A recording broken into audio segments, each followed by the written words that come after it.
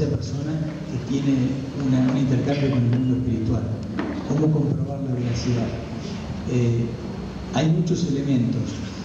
Nosotros recomendamos los métodos preventivos, es decir, aquellos que tengan que ver con la conformación de un dispositivo mediúmnico de las características que hemos descrito, para que el nivel de error sea el mínimo posible, porque siempre hay un margen de error.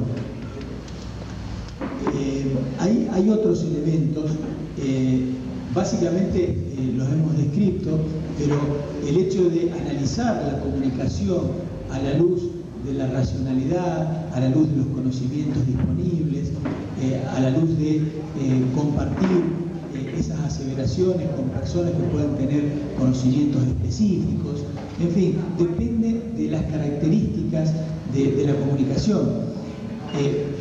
Pero puede también controlarse el trabajo a través de, nosotros utilizamos el control intermediúmnico, es decir, muchas veces con mediums entrenados y especialmente desarrollados para ese efecto, pueden tener la capacidad de ver si el mensaje proviene del espíritu que dice ser.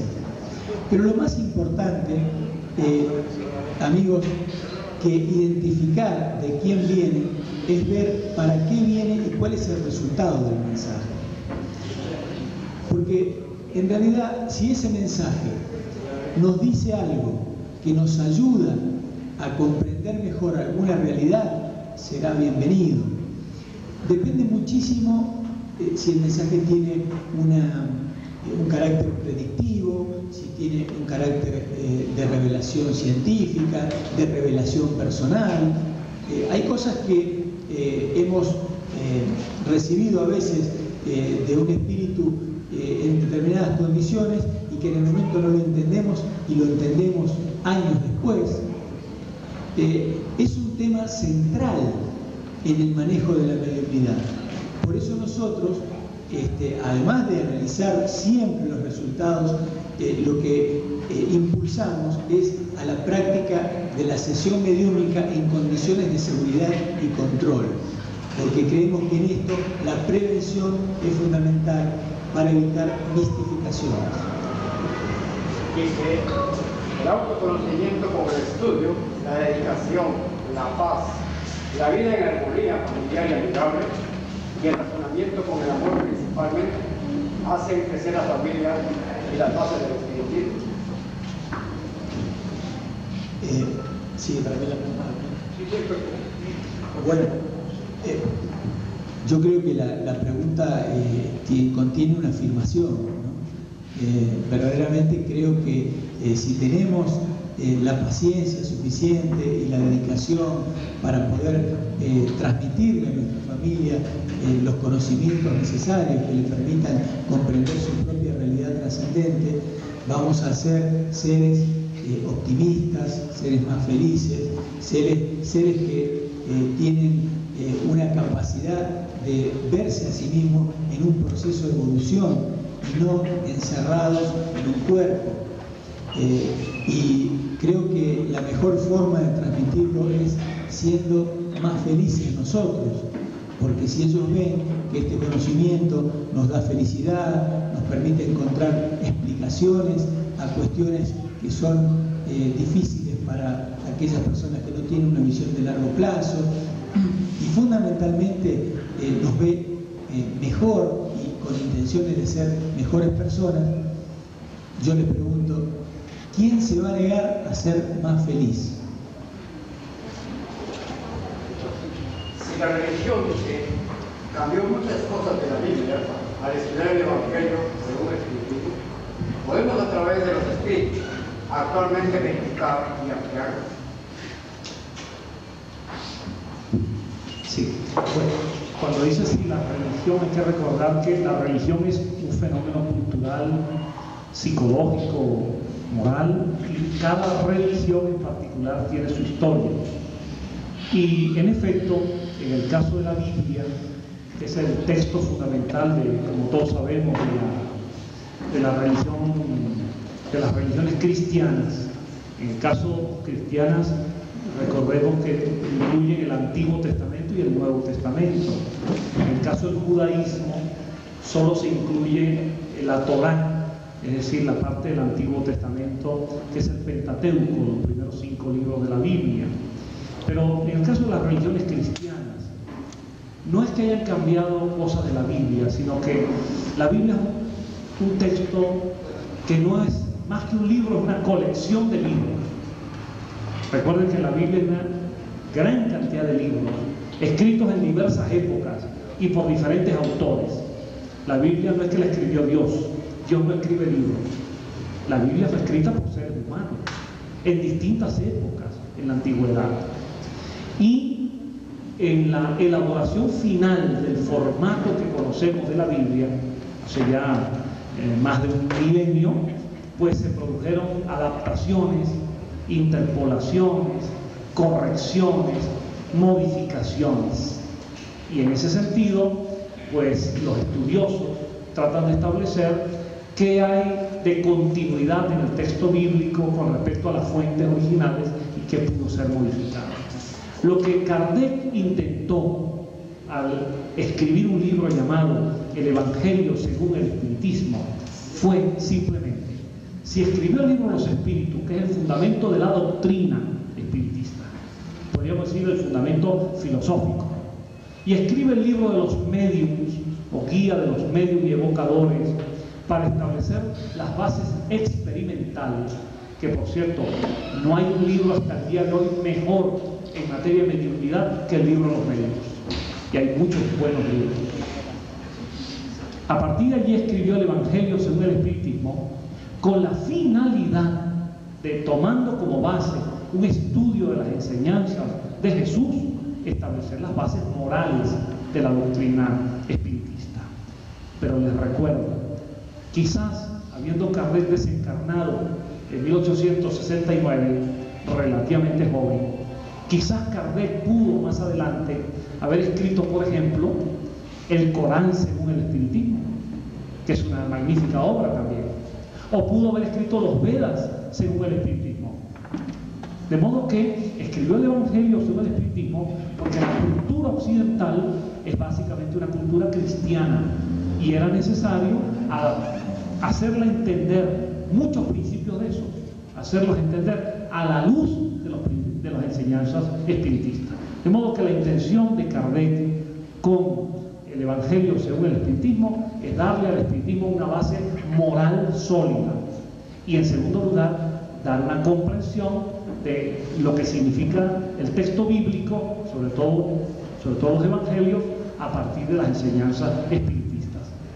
A través de los espíritus se puede, como lo ha explicado bien Dante López hoy, con un sistema mediúmnico con método, con criterio, con dirección, serio, no para investigar si la novia tiene otro novio, si nuestra hija se va a casar, si ya salió el número de la lotería, porque de paso si los espíritus lo supieran se lo van a otro. No, sino con propósitos serios. Sí se puede lograr en las comunicaciones mediúmnicas, sí se puede lograr informaciones de interés, porque lo igual atrae lo que es igual. Atraemos a aquellos espíritus de acuerdo con nuestras intenciones. Si nuestra intención es de estudio, vienen espíritus estudiosos. De modo que sí se puede, con grupos espíritas y mediúmnicos serios, sí se puede lograr resultados mediúmnicos como los obtuvo Kardec.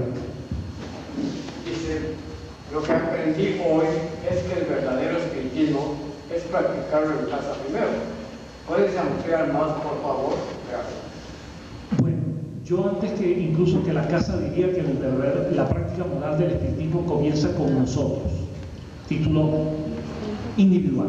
Es decir, cambiar nosotros y mejorar nosotros para que la familia que recibimos, familia de nuestros padres y abuelos, pueda también constituirse armónicamente.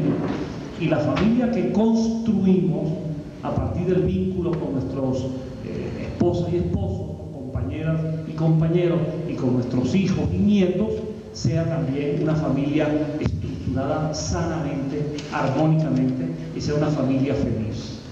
A partir de nosotros, la familia, a partir de la familia, los amigos y todo el entorno, y a partir del entorno, la sociedad, porque el espiritismo también posee una doctrina social, progresista, transformadora, para un mundo mejor, más justo, más equitativo, más fraterno, más feliz. De modo que si a partir de lo que el espiritismo nos ayuda a transformarnos, podemos con eso trabajar en favor nuestro, en favor de nuestros seres queridos, en favor del mundo en general. Si Jesús es un espíritu, ¿por qué se dice que no puede un médico recibir la comunicación? ¿Por qué se explotaba el cerebro? Si una radio o un radio puede recibir a una emisora, sea de hilo o qué.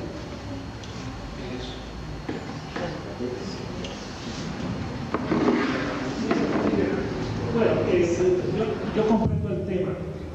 Hemos escrito en los libros sobre esto muchas veces.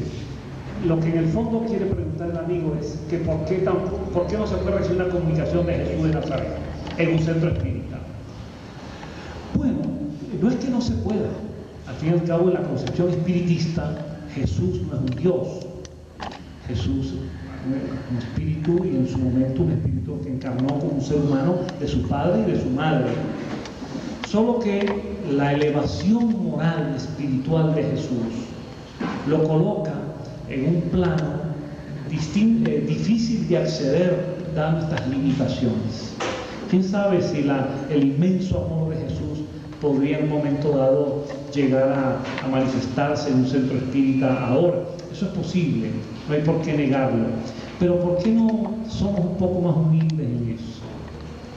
¿Por qué no entender que somos seres humanos muy sencillos, muy falibles, muy llenos de errores y limitaciones, y atraemos de acuerdo con nuestras condiciones? Y en general, los espíritus que se acercan a nuestro centro espírita inediúbico son espíritus que están proporcionados a nuestro propio nivel. Pueden venir algunos guías, orientadores un poco más elevados a enseñarnos. A veces somos nosotros los que enseñamos a un espíritu en error. A veces un espíritu desencarnado ni siquiera sabe que ha fallecido. Y hay que educarlo hasta en el hecho de que ya murió físicamente y que está en otro plano espiritualmente. Hay espíritus que están actuando como obsesores, están muy perturbados. El espíritu de alguien que desencarna víctima del alcoholismo, del delirium tremens, no por el hecho de fallecer en el mundo espiritual deja de ser alcohólico. Los impulsos del espíritu hacia la adicción continúan allí. De modo que, con mucha humildad, lo que nosotros decimos es que, conforme a un viejo principio del hermetismo egipcio que está en el libro del Kybalión, lo que es arriba es como lo que está abajo. Entonces, atraemos a nuestro grupo espírita entidades más o menos proporcionales a nuestro propio nivel evolutivo. Por eso, salvo que alguien piense que está a la altura de Jesús, eso sería respetable. Permítanme decirles esto.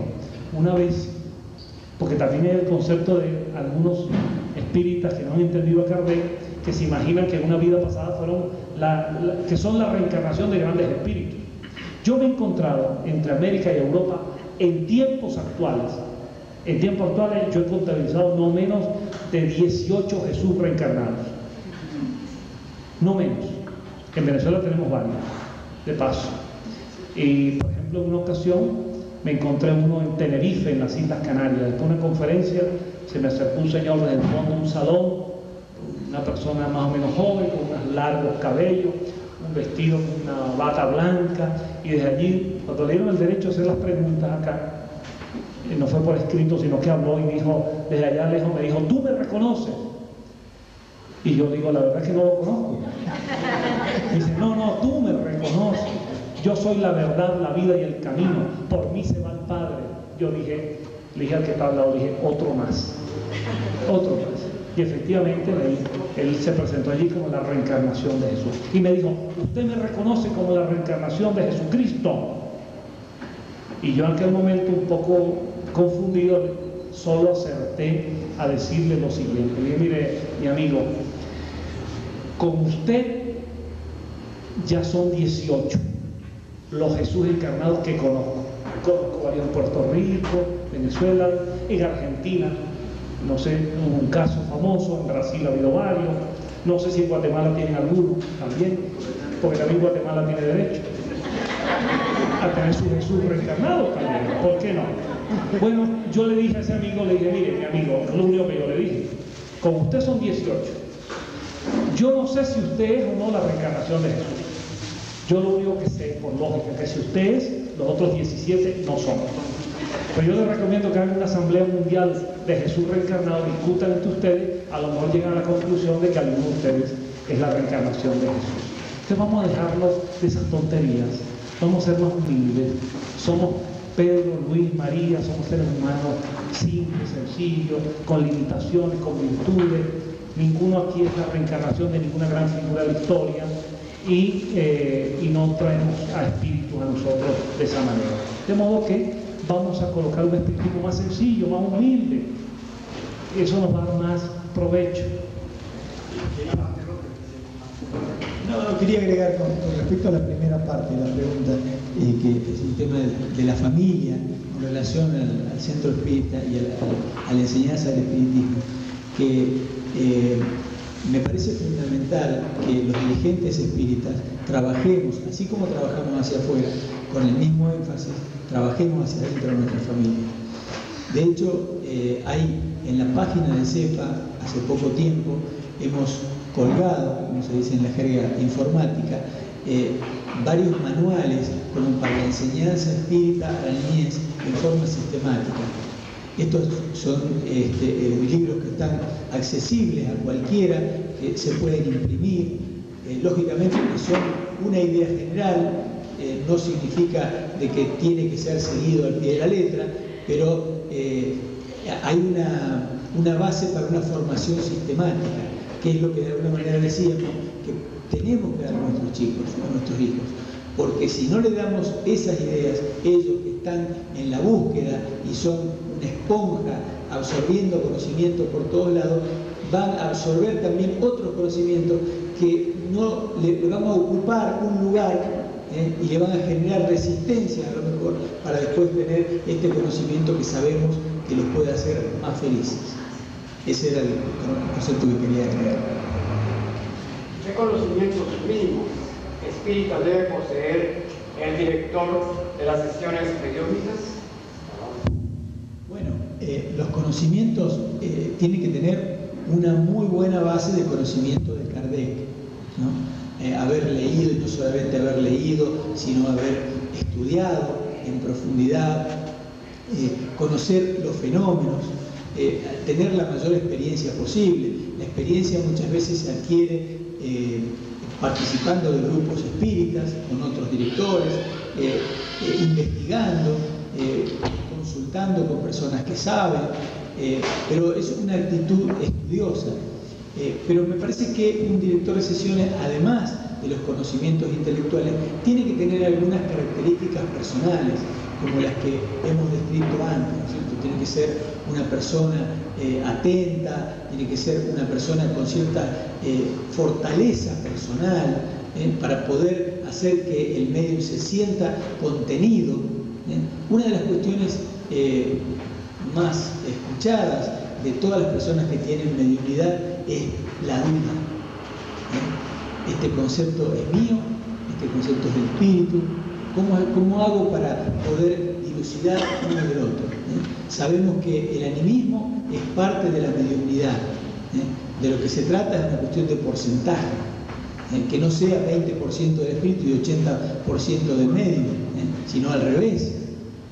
Que el espíritu pueda utilizar el acervo, los conocimientos, el lenguaje del medium para poder transmitir su mensaje. Pero allí tiene que estar esa visión analítica, crítica, pero además dulce y contenedora del director. Entonces tiene que reunir características intelectuales y personales para que sea reconocido, para que tenga el aval para orientar al grupo.